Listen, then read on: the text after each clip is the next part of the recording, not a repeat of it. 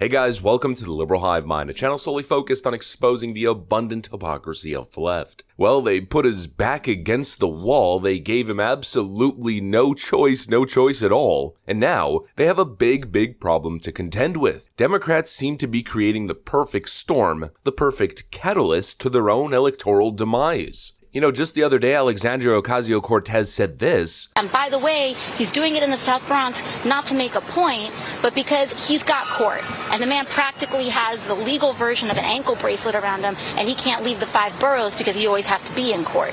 And so it is truly an embarrassment to him.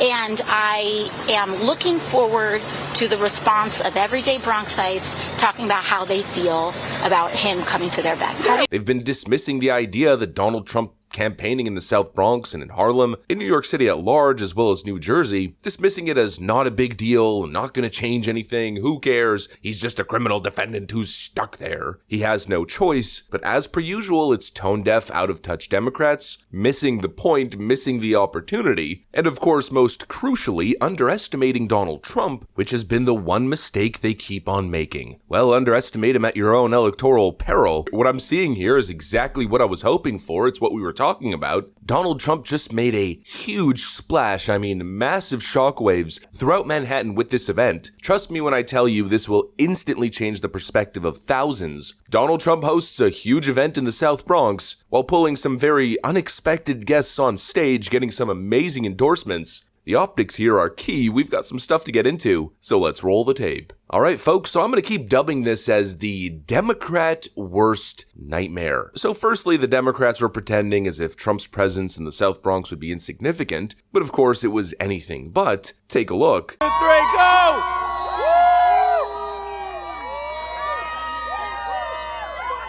Trump!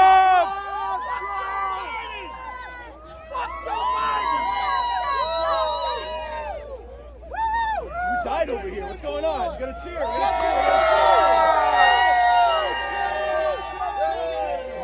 better. A huge event, but most importantly a positive event and a diverse event. Optics are very important in the world of politics. Democrats tell you that everyone hates Trump, he's a pariah. He only appeals to those white hicks in those horrible racist flyover states. Well, here he is in the South Bronx getting that kind of crowd, and keep in mind, even the Bronx's own Alexandria Ocasio-Cortez doesn't get those kinds of crowds or those kinds of showouts, not even close. Okay? So, I'm looking out for you all. So there's 2 things. First, federally, when the president's marijuana-related executive... She might want to calm down with her criticisms or her dismissive attitude, because Trump is obviously doing something. A huge, and I mean massive, success. But of course, the big story in this video, Trump secures huge Democrat endorsements. Here's Democrat Reverend Ruben Diaz Sr. jumping on stage and endorsing Donald Trump. And I want to close by saying, Mr. President, I want to join you in having the Bronx great again. Please accept this Democrat, this black Puerto Rican with a kinky hair and a broken English. Please accept my endorsement for you as a president. Thank you very much.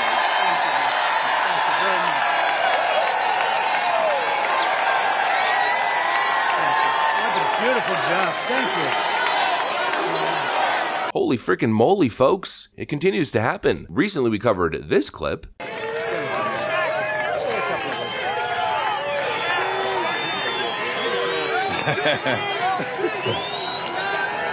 I just want to say, I grew up a Democrat, and I've always been a Democrat until I met this man right here. I'll tell you what, he will not have to worry about nobody in my family ever vote for a Democrat again, okay? And now we have another one of those big endorsements to add to the list. And it wasn't just the Reverend. A couple local rappers also joined the fun. Here as well as rapper Chef G. Does everybody know Chef? Where is Chef G? Where is he? Come on up, fellas. Rapper Sleepy Hollow. Come on up here, fellas. How are you, man? Hey. Oh, I like that. I want to get that done. President Trump. Oh, man. One thing I want to say. One thing I want to say. They always gonna whisper your accomplishments and shout your failures. Trump gonna shout the wins for all of us.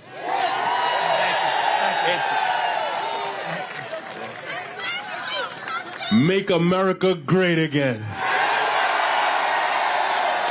Thank you, fellas. Appreciate you. I'm just going to quote Andrew Breitbart. Politics is downstream from culture, and these guys are obviously popular. I mean, look at the kids freaking out as they pulled up at the rally.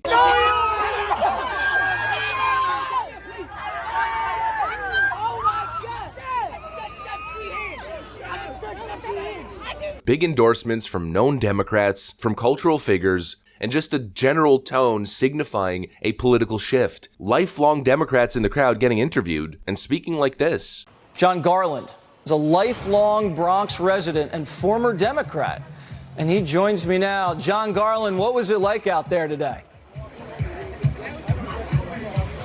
Oh, it was exciting. The entire atmosphere was electrifying. There were people from all over the Bronx, black, white, Hispanic. There was Asians, there was Jews, there were it was just a smorgasbord of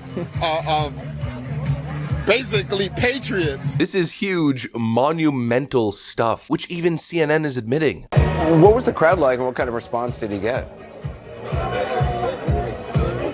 Well, certainly a bigger crowd than I think Democrats would like to see, particularly given this is one of the bluest counties in the entire country. Now, one of the things that was interesting to me is that the Trump campaign said that they were going to micro-target to get people from the community to come to this rally. I wasn't sure what to expect. I've gone to a lot of these rallies across the country, and there are often people who travel hundreds of miles to see Donald Trump, and they're not necessarily part of the community. However, one of the things that I found was that there were a lot of people here that were actually from the Bronx.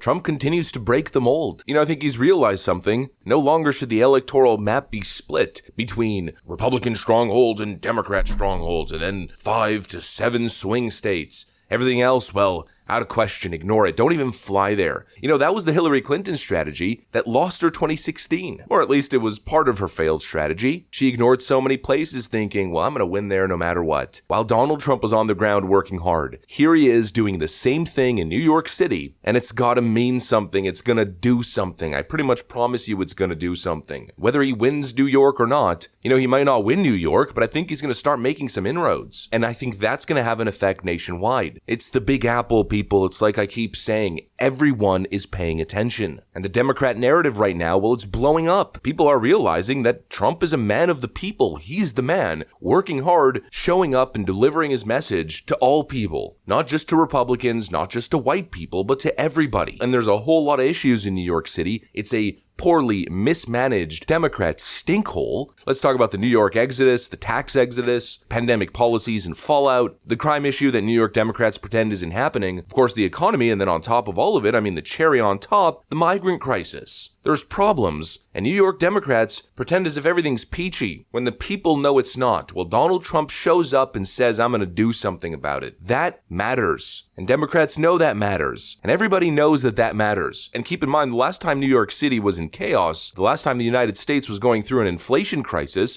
during the Jimmy Carter era, Ronald Reagan flipped the state. And Ronald Reagan, I think, was probably the last Republican who showed up in places like this. We're going to do something about this situation down this place.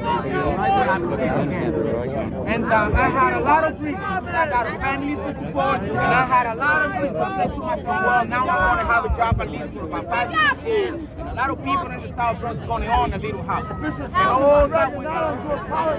Not only that. I'm Roger Sharp in the South Bronx. Beneath the mountain of cameras, standing on a mountain of rubble, is Ronald Reagan, coming to Charlotte Street, the spot Jimmy Carter visited in 1977.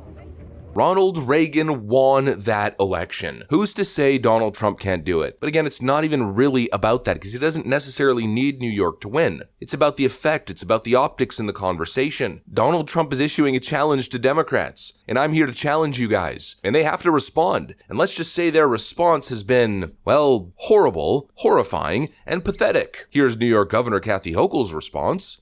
Well, I'll tell you, it won't make a difference at all, Jake, and that is for Donald Trump to be the ringleader of and invite all his clowns to a place like the Bronx. New York will never, ever support Donald Trump for president. We know him better than anyone, and that means we understand what he's all about is just for himself. So this state will go solidly behind Joe Biden for president, as it has in the past. So he wants to spend his time doing these made-up fake rallies and pretending their support here. Be my guest, because while you're doing that, Donald Trump, Joe Biden's out there on the other side making sure he's delivering for all Americans. And so go ahead, spend all your time you want in New York, because we'll be with Joe Biden, and Joe Biden's out there winning over the rest of the battleground states. Her response is to completely dismiss the Bronx. Pah, the Bronx, who cares? And then also call her own constituents clowns for showing up at a Trump rally. Yikes. Not exactly a good look. As condescending as you might expect, there's no actual argument, because Trump's right on the policies. Trump's right on his messaging. And so what are Democrats going to do? The same condescending crap they always do. A bunch of deplorables. Absolutely horrible people. There's no argument. And speaking of no argument, Alexandria Ocasio-Cortez, economic genius, decided to chime in, and she hit her constituents with this one. I mean, I suspect there's going to be a lot of out-of-towners there. And listen, we have a big, diverse city. I'm sure someone will be showing up supportive. But even in the hit on the economic point, we just saw that the former president met with oil executives last week saying, hey, you give me $1 billion and I'll make sure that you get the policies that are favorable to raising gas prices and making sure that that a lot of these companies continue to price gouge without proper oversight or regulation. And so the idea that he'd be bringing those down when he's cashing in from the same folks that are bringing those prices up, I think is a little bit suspect. And again, I think the Bronx sees essentially telling New York voters don't support Trump because he'll make gasoline more expensive.